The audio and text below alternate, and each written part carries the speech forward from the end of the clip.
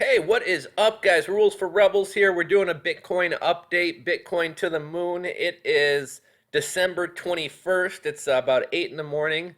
And as you can see here, Bitcoin price is sitting at 8.15 and 65 cents. In a second, I'll take you guys over and we'll look at a Bitcoin chart. So Bitcoin tipped $8, which tipped $800, which was, I think, the first time since, was it February of 2014? That it's been this high. A lot of people say it's it's the highest price Bitcoin has ever been authentically. Basically, a lot of people are saying back when Bitcoin had the run up to $1,200 that it was kind of due to kind of a lot of kind of fishy stuff going on Mt. Gox and fake trades and bot trades and things like that. So a lot of people are saying this is the highest Bitcoin has ever legitimately been, even though technically speaking, Bitcoin has been at a higher price. I actually bought some Bitcoin last night. I'll take you guys over here just so that you know I'm putting my money where my mouth is. Here is my Coinbase account. Last night I bought in at 812.66, which was a little bit higher earlier in the day. I think Bitcoin was trading in the high 790 range. Even once it hit 800, I was like, oh, I think we might experience a little bit of pullback. I don't know if I want to buy in. And then I saw Bitcoin go even higher, and I saw pullback to 812. So I was like, you know what the heck? I'm going to buy some coins. So I bought 3.0148 Bitcoins for after fees, $2,486. So I was really a lot more comfortable buying Bitcoins at 500, 550, 600. But I really think that probably sometime before this upcoming February, I think Bitcoin is going to maybe cross over the $1,000 mark.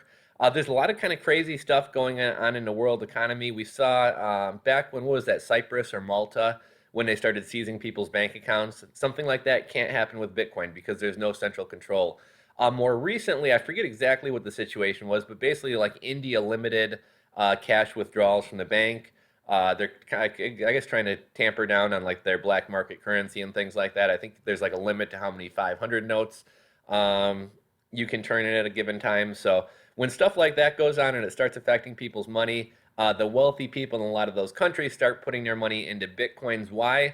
Because it's stable. So like, I don't know, just recently, the Chinese yuan currency was declining. So a lot of the wealthy people, what do? They don't want to see them, they don't want to lose 20% of their net worth overnight to a declining currency, so they put it into Bitcoin. Same thing happened in Russia. And then, like I said, when we saw stuff like happening in India where they start messing with the banking system, a lot of people with money are going to put their money into Bitcoin because nobody can control Bitcoin. Another perfect example of a practical application of Bitcoin, one of my suppliers that I use doesn't have a merchant account set up. His country is not allowed to have PayPal, or they won't open up PayPal accounts for people in his country. So I was paying him via Western Union. Well, Western Union costs 2%, which is pretty expensive, but also Western Union recently cut me off. They basically called me up after I sent a transfer, and they're like, yeah, we can't put this through. You need to provide us a bunch more information. Well, Western Union to me is a joke. I'm always getting these fake like scammer calls and stuff. So basically, somebody in the Western Union company, I believe, is like selling information and phone numbers to people so that they can try to scam you. So, hell, if I'm going to give Western Union my social security number or birth date or any other sensitive information. So basically, now I'm unable to send Western Union payments to order inventory from this guy. So Bitcoin makes a perfect solution for that because nobody can control where I can send my money. Nobody can control how much money I can send. Nobody can price gouge me for international transfers since Bitcoin transfers are very cheap. So Bitcoin has a lot of practical applications. That kind of brings me along to my next point, which I think a lot of people were waiting for like a mass adoption of Bitcoin, meaning like the general public starts using Bitcoins to buy Starbucks and order off Amazon and stuff like that.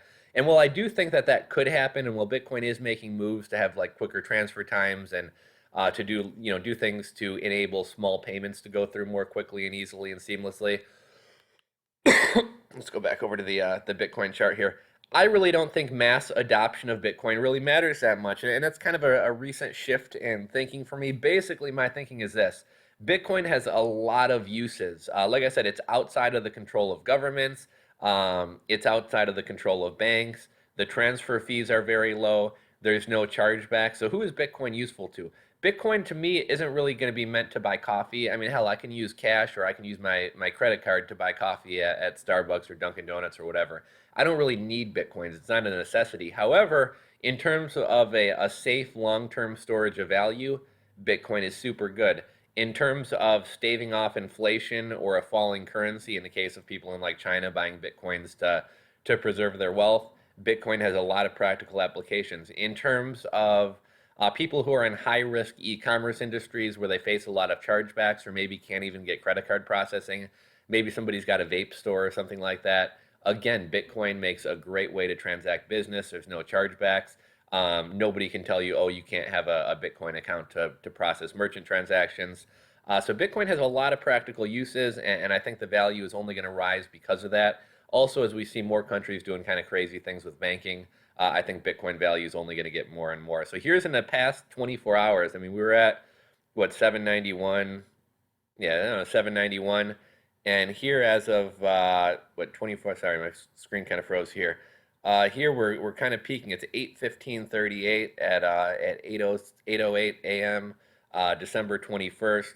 Like I said, I was a little bit hesitant to buy in at over 800 bucks, especially at 812.